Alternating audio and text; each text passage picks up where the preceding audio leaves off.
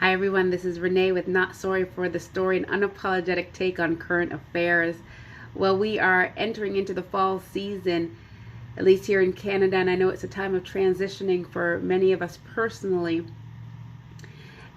whether it has to do with things happening in our family or with work. But wherever you are, I wish wellness and health to you spiritually, physically, mentally, emotionally. It is needed now more than ever. And it cannot just be based on the things we may have relied upon before.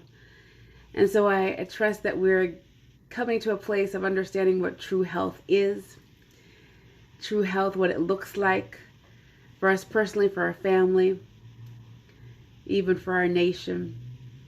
I wanted just to come to you today with this very short message to encourage you towards a particular end. And that is, I know as a Canadian in this part of Canada, this is the time of year when it starts to get colder, when we start to put on our jackets again, and maybe we wear running shoes instead of sandals and flip-flops, and we just start to get ready. I call this, sometime apart from fall, I call it Prewinter. Just because of how it dips so quickly. But this is a time when even internally we start to go more inward. And you might say, how can that be in the midst of the pandemic with lockdowns and shut-ins? We've already gone in, but if you can imagine it, it can happen even more so. Even as we start to have more darkness, getting dark earlier.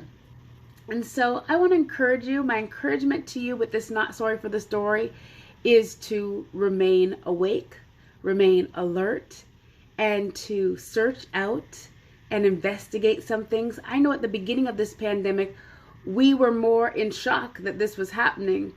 Some of us traumatized, and we had to deal with things quickly as they suddenly and drastically changed.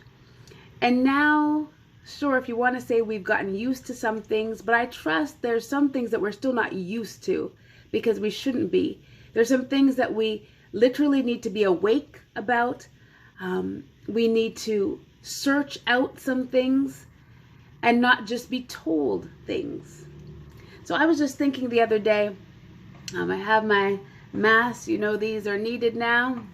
I'm sure you've had the scenario where you got up out of that vehicle, walking towards that store and like, oh, my mask. But I was just thinking the other day how you literally cannot purchase anything now without one of these. You're not allowed to come into stores without them. And this is a major, major shift. And it reminded me of Revelation 13, and you can search that out for yourself. But I would encourage us in this time to know our freedoms, to know our rights in the nation of Canada. I know at this time the government has been mentioning about the Quarantine Act even earlier at the end of winter, beginning of spring, to say, okay, the Quarantine Act is now in effect in terms of the lockdown. But do we understand that if we don't search out a thing, we might give up the freedoms and the rights that we also have as individual Canadians? So we need to understand what our freedoms, our rights are, and our responsibilities, because we're going into a time where, I said in an earlier video, they have plans for you. They have plans for us. No, this isn't conspiracy theory talking. This is not that kind of thing, but I just understand the time that we are in, and we need to be awake. Life is about more than your job, your family, the running around, the day-to-day, the routine. And you might say, my goodness, how dare you? Like, my family is everything. My job is everything. Yes, but if you don't have particular freedoms or rights, then those get put into focus very quickly.